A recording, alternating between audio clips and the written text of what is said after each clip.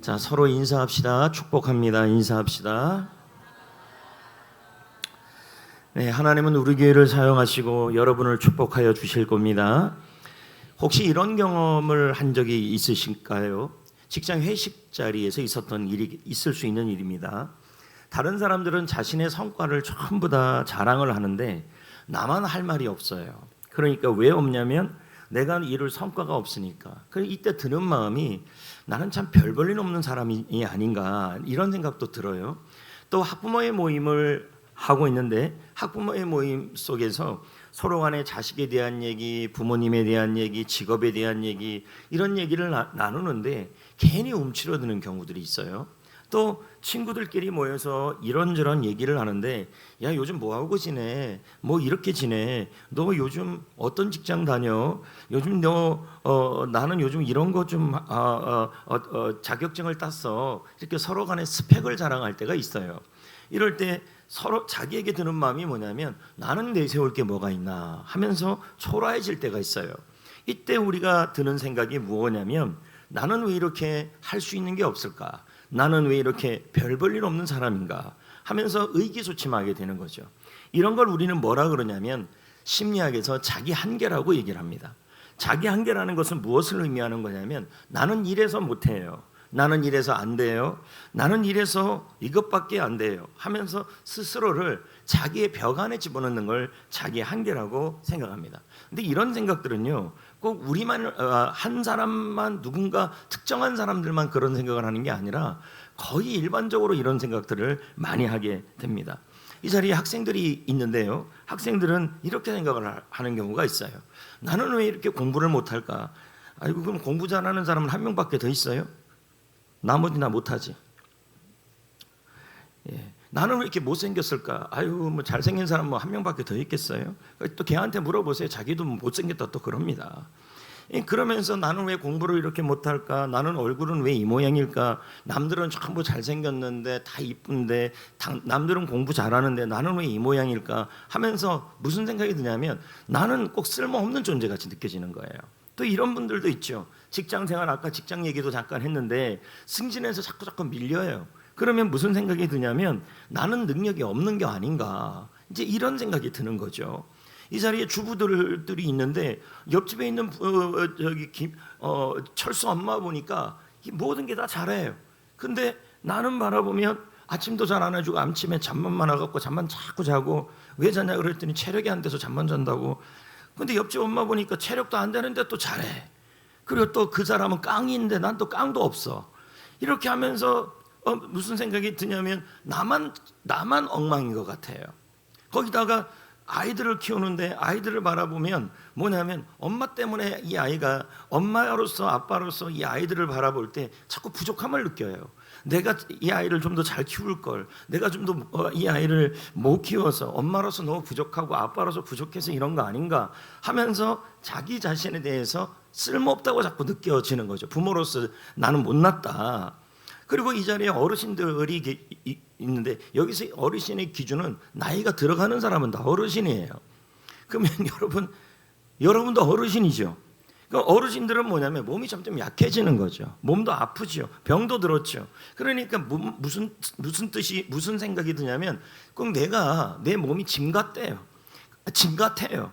그래서 이 몸을 좀 어떻게 버렸으면 좋겠다. 좀 건강한 몸으로 바꿨으면 좋겠다. 차라리 그냥 난 죽었으면 좋겠다. 나는 왜 이렇게 아픈 데가 많냐. 이렇게 느끼는 게 다 뭐냐면 자기 한계라는 거예요. 근데 이렇게 느끼지 않을 사람이 없어요. 그러면서 여기서 멈추는 게 아니라 쓸모없다 생각하고 부족하다 생각하니까 나는 하나님께서 나를 통하여 우리 아이들을, 직장을, 가정을 또 인생을 뭔가 이렇게 이루어주지 못할 것 같아요. 내가 너무 쓸모없다고 느껴지니까. 예.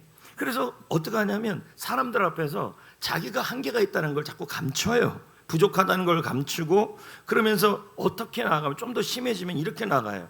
내가 이 모양이니까 내가 이거밖에 안 되니까 그러니까 나는 자녀를 잘 못 키우겠어. 나는 이 모양밖에 안 되니까 나는 그러니까 아무것도 못 하겠어. 교회 일도 못 하겠고 세상 일도 못 하겠고 직장 생활도 그냥 이렇게 버티다가 그냥 은퇴해지 뭐 이제 이런 생각으로 자기를 자꾸 눌러버린다는 거예요. 근데 여러분 참 재밌는 것은 하나님이 보는 관점은 또 달라요. 세상은 뛰어난 사람을 인정해주고 인기가 있어요. 잘생긴 사람, 팔방미인, 건강한 사람, 그리고 승진 잘하는 사람, 이런 사람이 인기가 많아요. 근데 우리 하나님은 그렇지가 않아요. 근데 또 재밌는 것은 오늘 말씀의 배경이 고린도전서예요. 그러면 고린도전서를 오늘 말씀을 이해하기 전에 고린도의 배경을 좀 이해해야 되는데, 여기 그림 6번에 보면 고린도 지역이 이렇게 등장을 합니다. 저 고린도 지역을 성경에서는 뭐라고 표현하고 있냐면 아가야 지역이라고 표현해요. 그러니까 여러분 이 용인시는 어느 도 안에 속해 있어요? 경기도예요. 저기가 지금 이 고린도 지역은 아가야라는 지역에 들어 있는데, 저 고린도 지역은 가만히 보니까 어느 지역하고 아주 가까워요. 지금 이렇게 보니까 글자 보이잖아요. 에? 그리스는 나라인데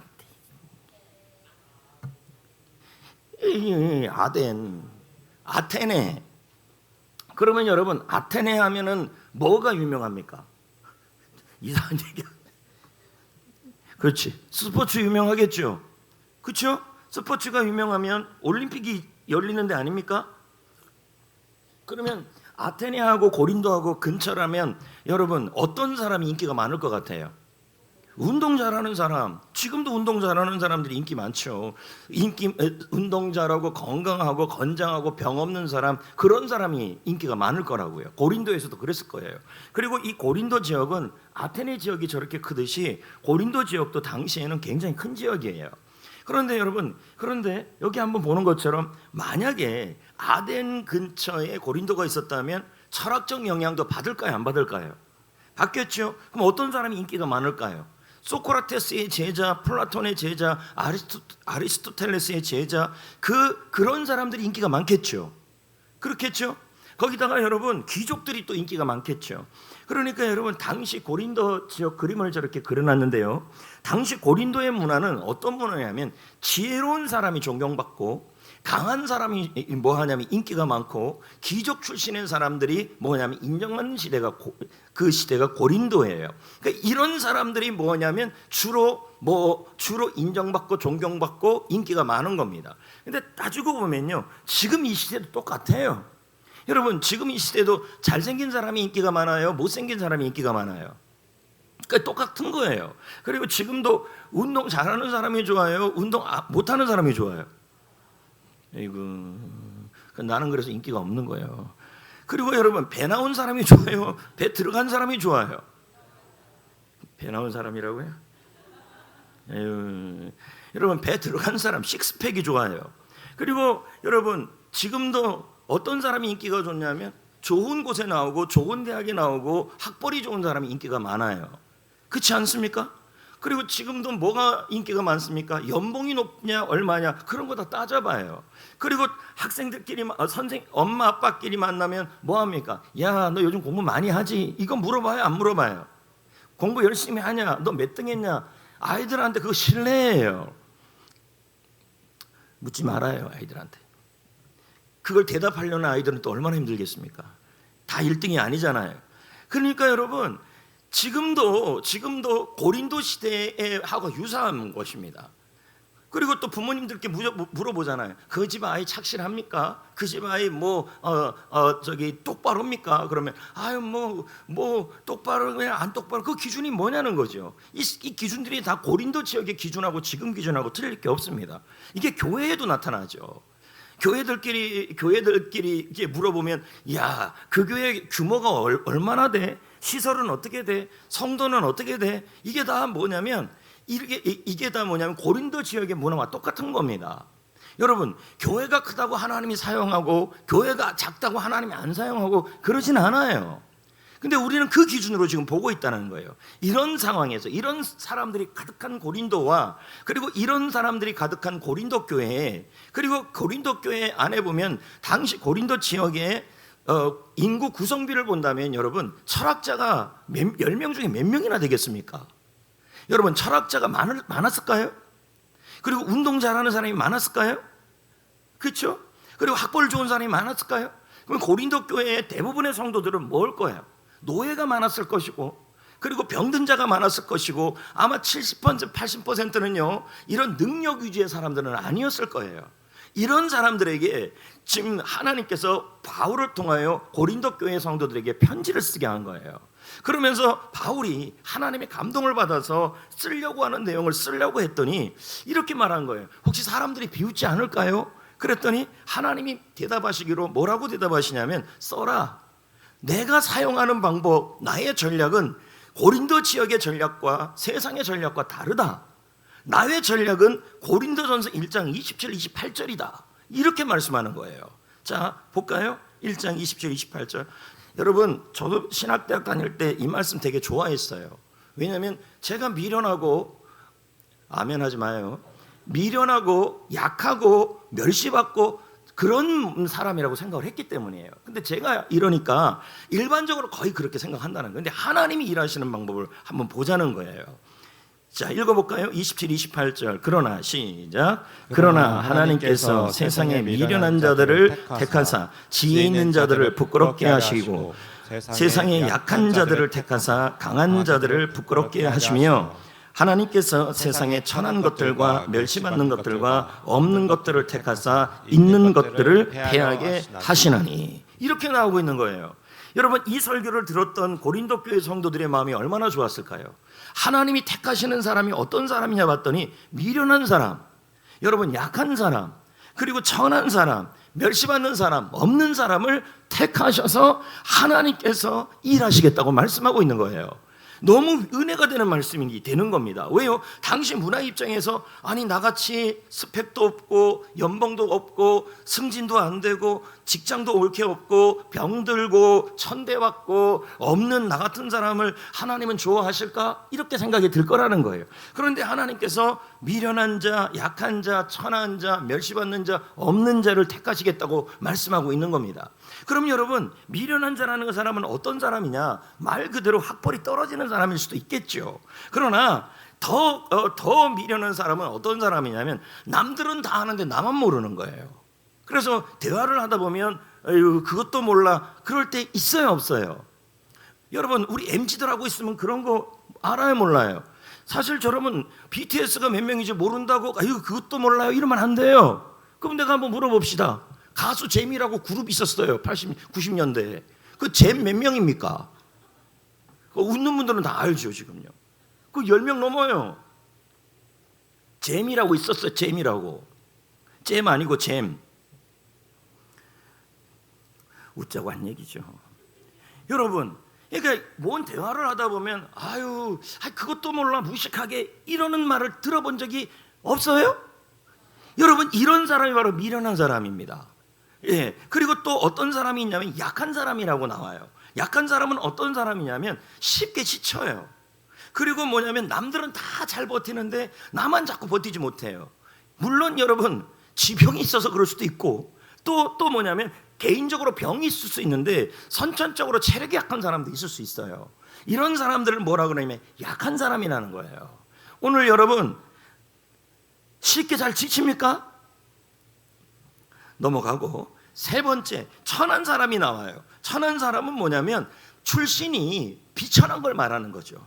우리 집은 왜 이 모양인가? 쉽게 말하면 이런 겁니다. 왜 우리 집은 나를 더 밀어주지 못하고 우리 집은 왜 이렇게 나를 받쳐주지 못하는가 하면서 스스로가 천하다, 약하다고 느껴지는 사람을 말하는 겁니다. 대표적인 사람이 다윗 아닙니까? 다윗은 목동이 집안입니다. 거기다가 여러분, 다윗은 말제입니다. 그리고 다윗이 주로 한 일은 뭐예요? 목동의 일입니다. 구약시대의 목동은 3D 업종입니다. 누구도 하지 않는 일이에요. 그러니까 다윗 입장에서는 가장 천한 자가 다윗입니다. 거기다가 여러분, 나오는 게 멸시받는 자인데 주위에서 이런 말을 듣는 겁니다. 이것도 못해. 아니, 이것도 못해. 이거 누가 그런 얘기를 하겠습니까? 저는 정재한 청년하고 형제하고 최민영 형제하고 둘이 죄송합니다. 최민영 자매하고 밥을 이렇게 합니다. 그랬더니 옆에 있던 최민영 자매가 정재한 형제한테 말합니다. 아니 밥도 하나 못하냐고. 그런 말 들을 수도 있는 거 아닙니까? 이거는 너무 예화가 안 좋습니다. 요 예는요. 근데 여러분, 우리가 살면서, 직장에서 하면서, 교회에서 생활하면서, 어두워서 생활하면서도요, 이렇게 무시당하는 말을 들을 때가 있어요. 당신 왜 이거밖에 못하냐. 이게 바로 뭐냐면 멸시받는다는 것입니다. 그 다음에 마지막은 뭐냐면 없는 자라는 뜻인데요, 없는 자라는 말은 뭐냐면 나 같은 사람은 있어도 그만 없어도 그만 이라는 생각이 자꾸 드는 거죠. 예, 이런 사람들을 우리는 뭐라 그러냐면 바로 자기 한계 속에 있는 사람이다. 근데 이 5가지에 다 해당되는 사람이 있고 한두 가지가 해당되는 사람이 있는데, 이렇게 마음이 드는 사람들은 입에서 나오는 말이 있어요. 나는 별 볼 일이 없다. 나 같은 사람은 아무도 신경 쓰지 않을 거다. 나는 내 몸뚱아리는 너무 아프니까 짐짝 같다. 차라리 짐덩어리 같다. 나는 사람들에게 부담만 주는 존재다. 이제 이런 생각을 자꾸 한다라는 거예요. 그런데 오늘 말씀해 보니까요, 하나님은 뭐라고 대답하고 있냐면 약한 자를 택하시고 없는 자를 택하시고 연약한 자를 택하시고 멸시받는 자를 택하시고 천한 자를 택하시고 이렇게 말씀하는 겁니다. 더 재밌는 건요, 이 택하다는 단어입니다. 택하다는 단어가 무슨 우연하게 여러분을 택한 게 아니라는 거예요. 나같이 연약한 자, 없는 자, 약한 자, 천한 자, 멸시받는 자, 미련한 자, 하나님이 나를 택하시는 것은 뭐냐면 무슨 실수로 택한 게 아니라 여기 나와 있는 그림처럼 보석감정사가 보여요. 그러면 저 보석감정사가 어떻게 하냐면 수많은 원석들 중에서 다이아몬드 원석을 찾아내는 경우가 있어요. 근데 이 수많은 원석들 중에서, 보석 원석들 중에서 다이아몬드 원석을 골라낼 때 쓰는 단어가 택하다는 단어예요. 그러니까 하나님이 여러분을 택하시는데 미련하고 없고 멸시받고 약하고 천한 우리를 택하시는 것이 무슨 우연히 택한 게 아니고, 그리고 실수로 택한 것이 아니고 뭐예요? 하나님이 콕 집어서 선택하시고 콕 집어서 의도적으로 선택하여 주셨다는 얘기예요. 그래서 그런 여러분들을 택해서 여러분들을 통하여 하나님이 일을 하시겠다는 얘기예요. 이게 바로 이 말씀의 내용입니다. 그러니까 지금 이 자리에서 나는 부모로서 너무 부족해, 그래서 나는 부모로서 너무 부족해서 뭐 하냐면 약해, 이렇게 생각하는 분들, 여러분 그렇게 생각해서 나는 자녀에 대해서, 우리 자녀에 대해서 나는 어떤 해줄 게 없어, 이제 이렇게 해서 자포자기하는 게 아니라 나는 자녀를 위해서 내가 해줄 수 있는 능력이 너무 없어. 그러기 때문에 하나님이 나 같은 자를 선택하셔서 자녀를 키우시는데 하나님이 일하시게 하신다는 얘기예요. 그래서 이런 말이 있어요. 나의 한계의 끝은 끝이 아니라 하나님의 이야기가 시작되는 곳이에요. 나의 한계는 자녀에 대한 한계, 건강에 대한 한계, 물질에 대한 한계, 공부에 대한 한계, 외모에 대한 한계, 물질에 대한 한계는 끝이 아니라 하나님의 이야기가 시작되는 곳이라는 거예요. 이게 바로 오늘 말씀입니다. 근데 이런 것에 대해서 예를 들어주는 사람이 한 사람이 더 등장하는데, 그 사람이 닉 부이치치예요. 여기 나와 있는 닉 부이치치를 보면요, 이 사람은요, 아까 말한 고린도전서 1장 20절 28절에 나오는 사람이에요. 자, 여러분, 이 사람은요, 있는 것보다 없는 게 많은 사람이에요. 사지가 없죠. 네. 그렇다면 여러분은 이분보다 더 나은 거죠. 근데 이 사람은 사지가 없죠. 거기다가 여러분 약하죠. 거기다가 천하죠. 멸시받죠. 그리고 사람들이 이 사람을 향하여 뭐예요? 스스로가 생각하기로도 무슨 생각이 있냐면 나 같은 사람은 없어도 그만이라고, 그런 생각을 태어났을 때부터 얼마나 많이 했다 그럽니까? 그래서 한 3번인가 4번인가를 죽으려고 그랬다고 하지 않습니까? 그런데 여러분, 하나님은 이분을 뭐 하십니까? 택하십니다.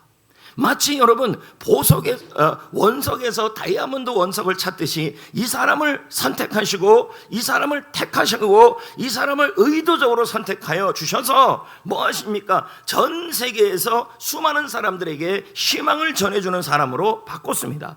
그러면 이 사람의 이야기는, 이 사람의 한계는 이 사람의 이야기가 아니라, 이 사람의 한계는 끝이 아니라 하나님이 이야기를 만들어낸 겁니다. 그래서 오늘 말씀이 뭡니까? 내 한계는 끝이 아니고 하나님의 이야기의 시작이란 얘기예요. 하나님이 일을 하시겠다는 얘기예요. 지난주 신문에 보니까요, 송명희 시인이 나왔어요. 여러분, 이 송명희 시인은 아마 나이가 지금 한 60이 넘었을 수도 있겠죠. 내성마비 장애인입니다. 그러면 이분이 할 수 있는 것보다 할 수 없는 게 더 많아요. 없는 자이죠. 멸시받는 자이죠. 몸에 병이 있는 사람이죠. 이런 사람에 대하여 어떻게 합니까? 하나님이 이 사람을 의도적으로 선택하시고 실수 없이 선택하셔서 하나님께서 이 사람을 통하여 하나님의 이야기를 쓰셨어요. 이게 바로 뭐냐면 하나님의 일하시는 방법이에요. 여러분들 중에서 오늘 이 자리에 나는 미련한 사람이다, 나는 약한 사람이다, 나는 천한 사람이다, 나는 멸시받는 사람이다, 나는 없는 사람이다, 이런 걸 느끼는 분들, 여러분 그것이 여러분의 인생에 절망을 줄 이유가 되지 마시고 그것은요 하나님이 선택할 수 있는 기준이 되어주시고 그걸 통하여 하나님은 여러분의 인생의 이야기를 만들어 가 주실 줄 믿습니다. 그럼 여러분 우리가 여기서 질문을 하는 겁니다. 왜 나 같은 미련한 자를 선택하시고 없는 자를 선택하시고 그리고 천한 자 약한 자를 선택하시냐는 거예요. 그 이유가 뭐냐면 29절에 나옵니다. 자, 아무 육체도 읽어볼까요? 시작. 아무 육체도 하나님 앞에서 자랑하지 못하게 하려 하심이라. 하나님이 없는 자, 연약한 자, 멸시받는 자, 미련한 자, 천한 자를 선택하는 것은 뭐예요? 있는 자, 강한 자, 지혜 있는 자들 앞에서 이런 연약한 자를 하나님이 선택해서 사용하시면 뭐예요? 하나님이 하셨다라는 것이 나타난다는 얘기예요. 그러니까 뭐예요? 하나님만을 자랑할 수 있게 된다는 뜻이 되는 겁니다. 여기 제가 하나님의 전략에 대해서 1번, 2번, 3번으로 해놨습니다. 근데 여러분 재밌는 게 하나 나와요. 그게 뭐냐면 하나님은 나의 한계를 없애지 않아요. 무슨 말이냐면 닉비치에 있는 이 사지가 있는 이 한계를 하나님은 없애지 아니하시고 그 한계 위에서 일하십니다. 그리고 하나님은요 우리의 없음 위에서 하나님의 있음으로 일을 하여 주시는 분이십니다. 그러니까 나의 한계를 없애지 않는다는 거예요. 오히려 나의 한계를 통하여 하나님의 이야기를 시작하신다는 거예요. 예. 그래서 신재용 목사가요 그의 책에서 다음과 같은 말을 해요. 우리가 잘나서가 아니고 우리가 잘해서 하나님이 우리를 사랑하는 것이 아니라 우리가 연약하고 부족하고 잘 흔들려서 하나님 없으면 아무것도 안 되기 때문에 사랑해 주신다는 얘기예요. 그걸 지금 말씀하고 있는 겁니다. 그러면 여러분 오늘 말씀을 통해서 우리가 대전환을 좀 하셔야 돼요. 생각에 무슨 전환을 해야 되냐면 하나님은 나같이 연약한 자, 미련한 자, 약한 자, 없는 자, 멸시받는 자 이런 자를 하나님은 싫어할 것이고 사용하지 않을 것이라는 생각을 내려놓으시고 하나님은 나 같은 자를 선택하여 주시고 나 같은 자를 하나님이 택하여 주셔서 나를 통하여 하나님의 이야기를 써주실 거라는 것을 믿으셔야 합니다.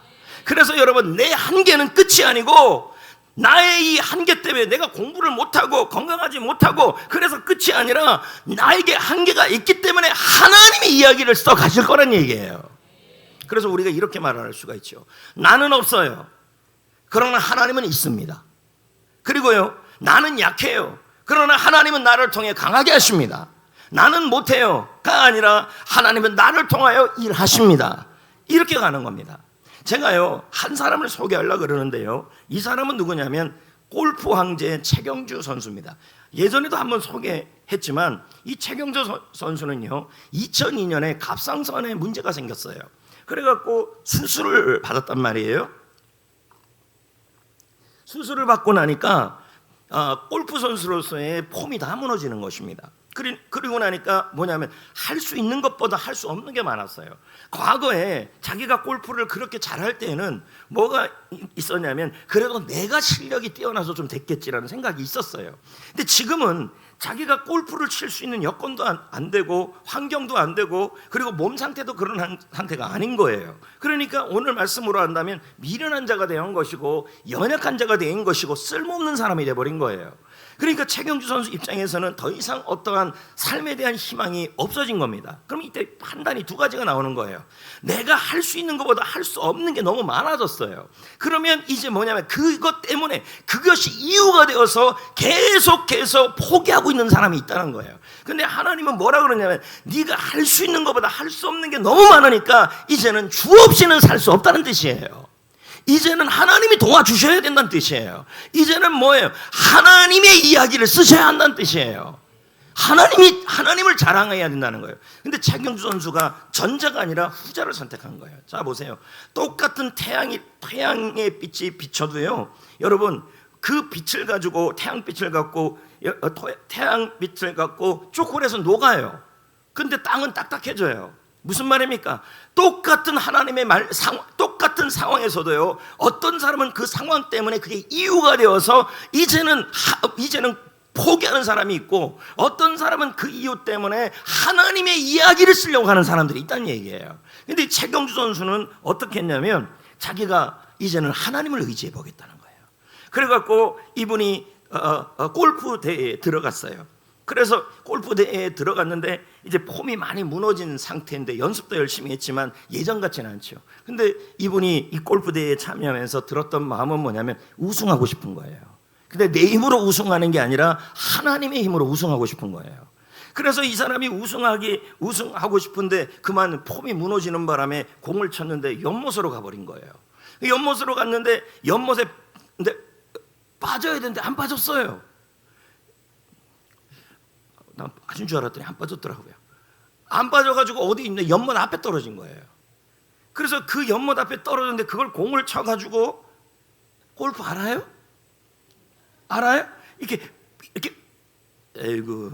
이렇게 쳤어요. 쳤는데 여러분 이게 홀 근처까지 간 거예요. 그리고 우승을 했어요. 이분이 인터뷰를 하는데 뭐라 그러냐면, 이번에 일어났던 모든 일은 내가 한 것이 아니라 하나님이 하셨다. 지금 이 최경주 선수는요, 병이 들었잖아요. 예전 같지 않잖아요. 약한 자가 됐잖아요. 하나님은 이 사람을 택하서 사용하셨어요. 그리고는 뭐냐면 그의 입에서 하나님의 이야기가 써지게 한 거예요. 그리고 이제 이 영상을 제가 보여줄 건데요, 이 영상에도 뭐라고 나오냐면, 이 최경주 선수와 함께 30년을 쫓아다니는 기자가 있었는데, 이 최경주 선수 인터뷰가 끝나고 나서 그 인터뷰 가운데 뭐라고 얘기했냐면, 오늘 당신의 경기를 보니까 당신의 하나님이 살아계시는 걸 알 수 있겠다고. 자, 하나님이 이야기가 시작된 거죠. 여러분, 이 영상을 보면서 뭘 느끼셨습니까? 제가 오늘 계속 같은 얘기를 반복하고 있어요. 나의 한계의 끝이 있다. 어떨 때는 연약한 자가 되고, 어떨 때는 미련한 자가 되고, 어떨 때는 멸시받는 자가 되고, 어떨 때는 없는 자가 되고, 어떨 때는 부족한 자가 됩니다.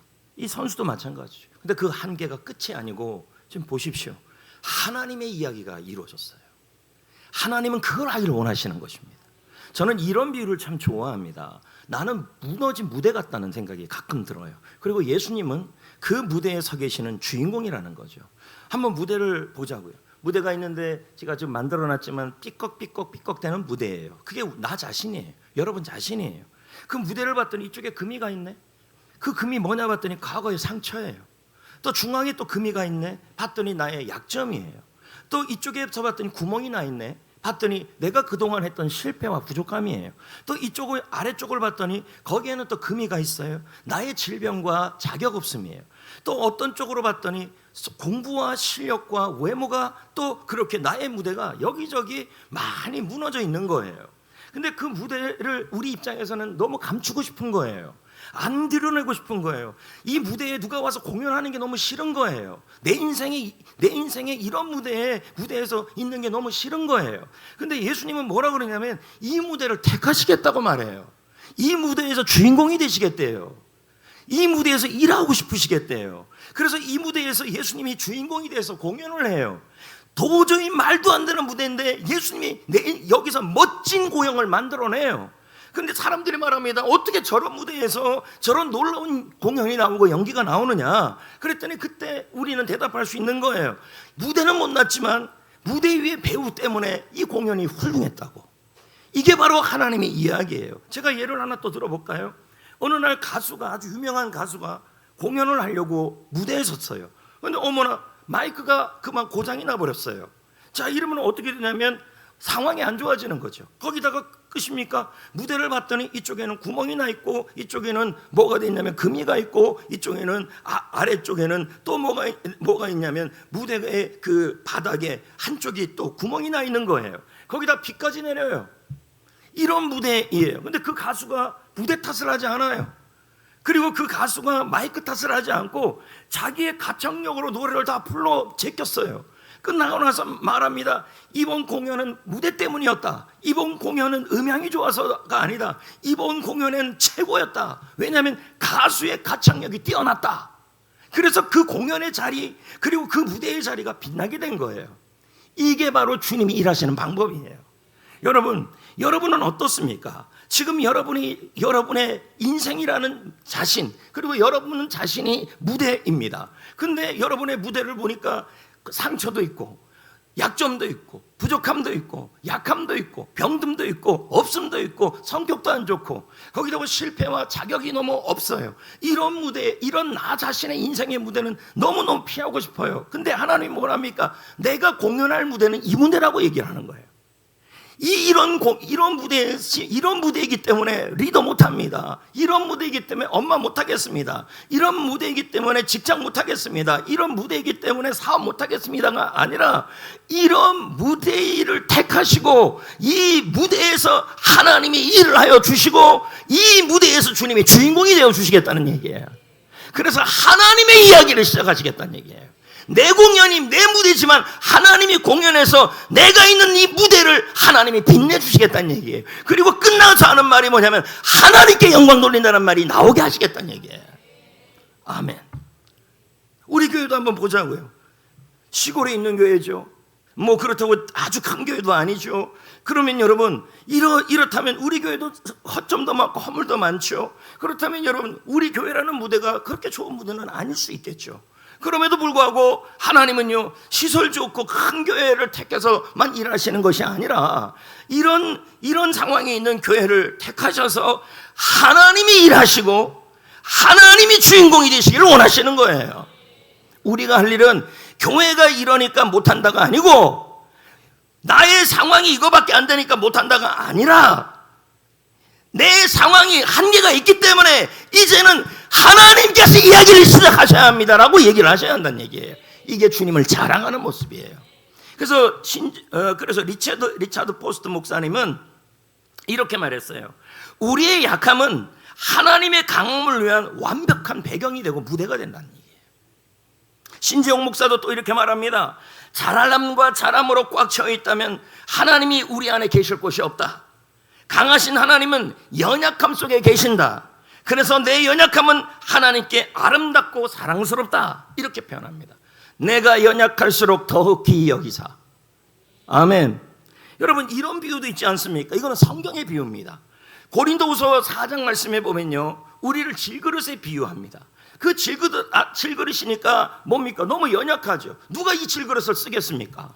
깨지기 쉽고 무너지기 쉽고 약하고 멸시받고 그리고 여러분 미련해 보이는 게 질그릇입니다. 그러나 그 안에 뭐 지혜가 있는 것도 아니고 건강이 있는 것도 아니고 강함도 존귀함도 없는 거죠. 그런데 고린도후서 4장 7절에 뭐라고 나옵니까? 우리가 이 보배를 예수 그리스도를 질그릇에 가졌다고 말하고 있습니다. 내 안에 예수님이 계시기에 예수님 덕분에 질그릇은 질그릇이 아니라 보배가 담긴 그릇이 되는 겁니다. 여러분 예수 안에 모든 것이 있습니다. 고린도서 1장 30절에 예수님 안에 지혜가 가득하고 요한복음 10장 10절에 예수님 안에 풍성함이 가득하고 고린도서 12장 9절에 예수님 안에는 강함이 가득한 줄 믿습니다. 그분이 여러분 안에 계시는 줄 믿습니다. 그러므로 학생들 친구 성적이나 친구 관계 때문에 속상합니다. 학생들한테 물어보면 뭐가 제일 힘들어요? 그러면 성적이에요. 그 다음은 친구 관계예요. 그러면서 말합니다. 내가 인간관계가 이렇게 안 좋고 친구 관계가 이렇게 안 좋은데 살 이유가 뭐가 있냐? 나는 쓸모없는 사람이야. 나는 보잘것없는 사람이야. 나는 약한 사람이야. 나는 멸시받는 사람이야. 이렇게 생각하는 학생들이 있어요. 나 같은 사람은 하나님이 안 좋아할 거라고 생각해요. 사람들도 안 좋아하는데 나를 좋아하겠나? 또 이 자리에 학생들 중에서 성적이 좋지 않은 친구들도 있어요. 다른 사람에 비해서 재능이 떨어지는 학생들도 있고 사람들도 있어요. 그럴 때 뭔 생각이 드냐면 나 같은 사람 재능도 떨어지고 성적도 떨어지고 이렇게 못난 사람을 하나님이 나를 좋아하실까? 그렇지가 않아요. 여러분 내 한계는 끝이 아니고 이제부터 그 학생들에게 하나님의 이야기가 시작될 수 있어요. 이걸 믿으셔야 합니다. 이 자리에 있는 직장인들도 마찬가지입니다. 회사에서 인정받지 못할 수 있죠. 사업에서 인정받지 못할 수 있죠. 그럴 때마다 드는 생각은 뭐냐면 내가 너무 작아 보이는 거예요. 사장으로서 내가 못나서 이런 거 아닌가? 그리고 직장의 포지션으로서 내가 못나서 이런 거 아닌가? 나 같은 사람 겨우겨우 버텨서 그래서 가정을 먹여 살려야 되니까 어쩔 수 없지. 이렇게 살지 마시라는 거예요. 여러분이 부족하니까, 여러분이 약하니까, 여러분이 병들었기 때문에, 여러분이 멸시받기 때문에 하나님은 여러분을 거부하는 것이 아니라 택하시고 실수 없이 택하셔서 하나님의 이야기, 예수님이 일하는 무대로 사용하여 주실 거란 얘기예요. 아멘. 또 이 자리에 주부들이 있습니다. 제가 아까 서두에도 얘기했지만 주부들이 느끼는 가장 큰 자괴감이 뭐냐면 자녀들입니다. 왜요? 자녀들이 뜻대로 안 되니까. 지난주 금요일날 교사 강습회 갔는데 그 교수가 하는 말이 뭐라 그러냐면, 통계가 나왔는데 가장 많이 주일날 예배 안 나오는 가정이 어디냐면 중직자 가정이래요. 통계가 그렇습니다. 그렇게 안 나온대요. 그리고 집사님들 가정에도 애들이 안 나온대요. 예, 그러면 뭔 생각이 듭니까? 중직자로서, 부모로서, 서리집사로서, 야, 참 애도 진짜 뭔 이런 애들이 다 있나? 내가 이거 애를 몇 번 키워봤어야 말이지. 이거 한 번 키워보고, 두 번 키워보고, 세 번 키워보는데 부모로서 한계를 느끼는 거죠. 애들이 말을 듣습니까? 대답을 해봐요. 애들이 말 들어요? 잘 안 듣습니다. 그러면 부모가 느끼는 마음이 뭔지 아십니까? 쓸모없는 엄마 같아요. 쓸모없는 아빠 같아요. 내가 잘못 키운 것 같아요. 그러면서 연약함을 느끼고 부족함을 느껴요. 근데 여러분, 이 상태가 되어서 한계의 끝을 가지고 이것이 끝이라는 이유가 되시면 안 된다는 거예요. 그러니까 주님이 일하셔야 하는 거예요. 할렐루야. 나의 한계의 끝은 끝이 아니고 하나님의 이 이야기의 시작이고 예수님이 일하시는 무대라는 거예요. 나의 자녀 교육이 무대가 여기가 깨지고 저기가 깨지면요, 이제 예수님이 주인공이 되어서 일을 하셔야 되는 거예요. 예. 그리고 우리 어르신들 몸이 예전 같지 않아요.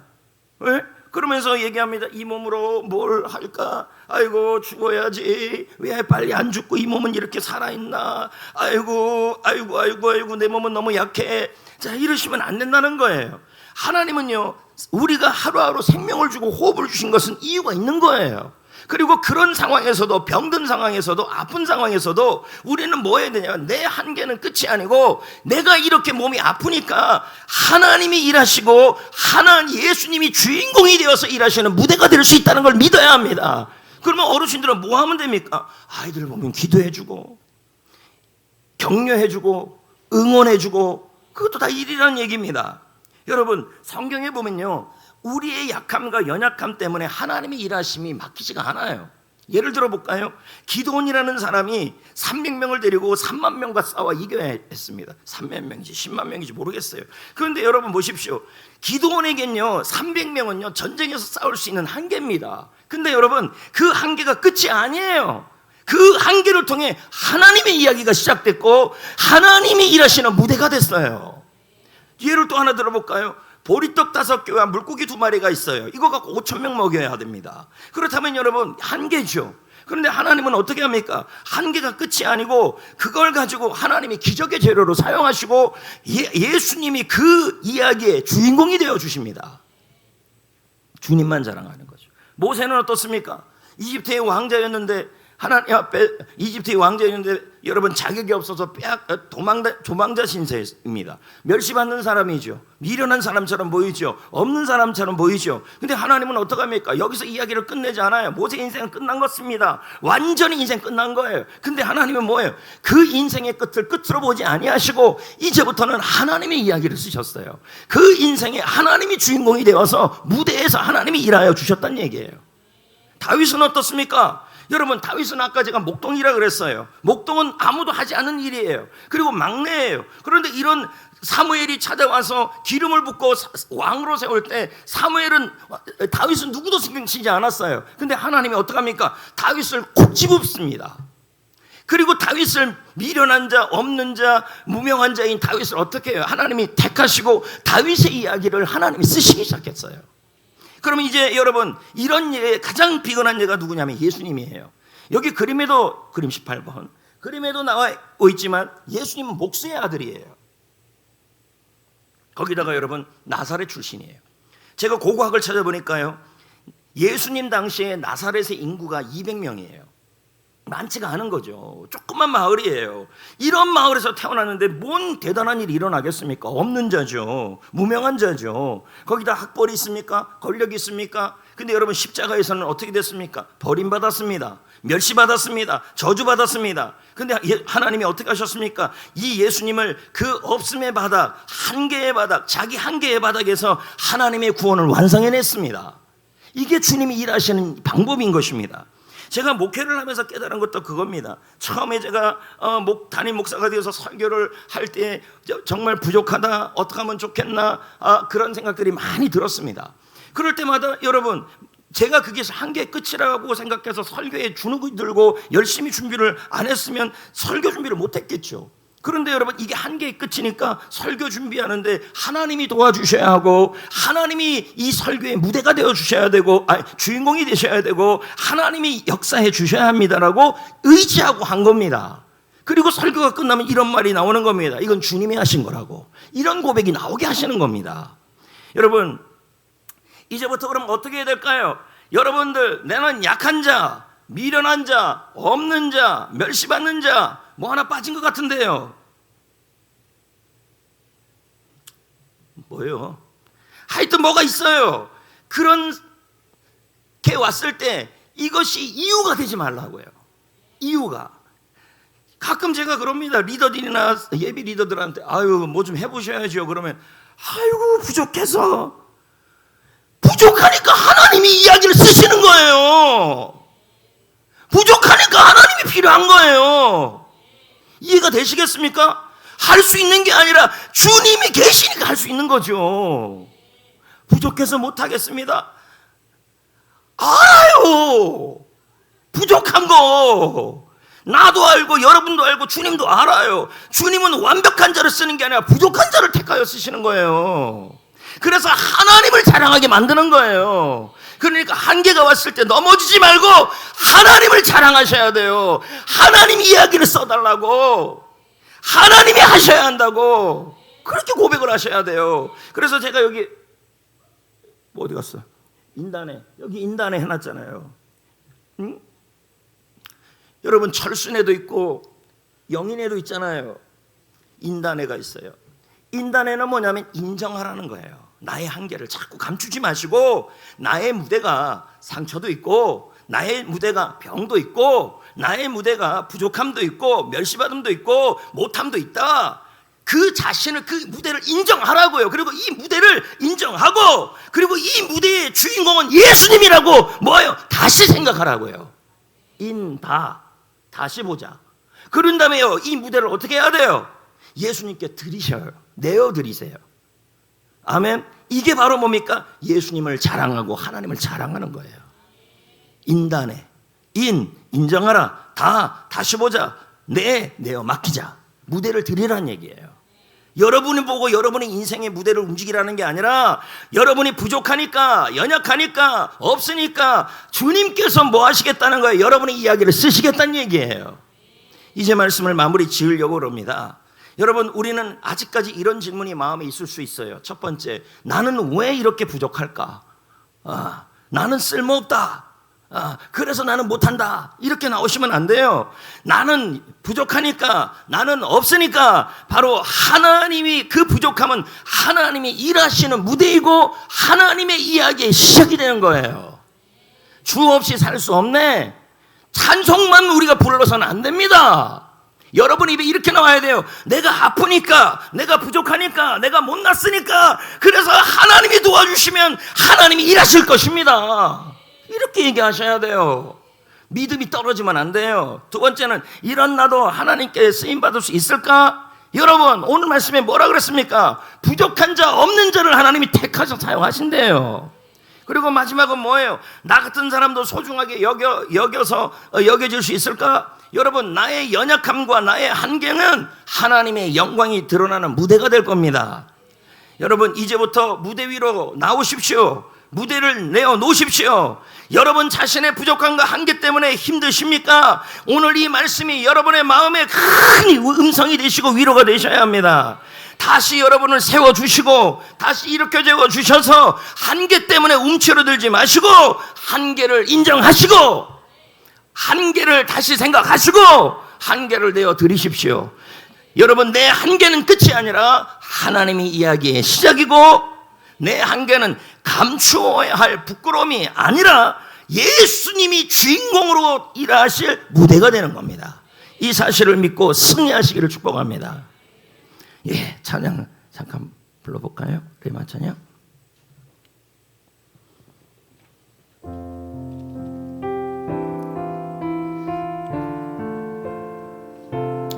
말씀입니다. 생각하시면서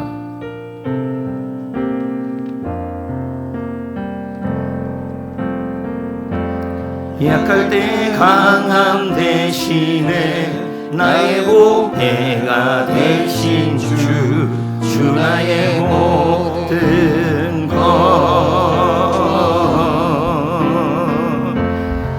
안에 있는 보물을 나는 포기할 수 없네. 주 나의 모든 것. 예수 어린 양 예수 어린 양 존귀한 이름 예수 어린 양 존귀한 이름 십자가 제사하셨네. 주님의 이름 찬양해. 주 나의 모든 것. 쓰러진 나를 세우고 나의 빈잔을 채우네. 주 나의 모든 것.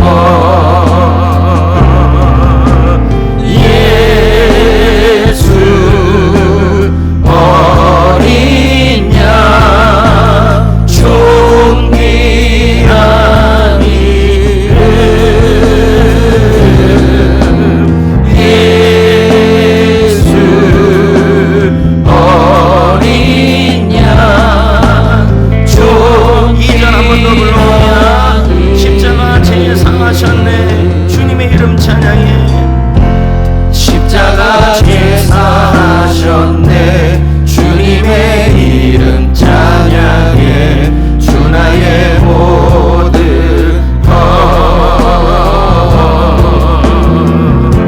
쓰러진 나를 세우고 나의 빈잔을 채우네. 주 나의 모든 것.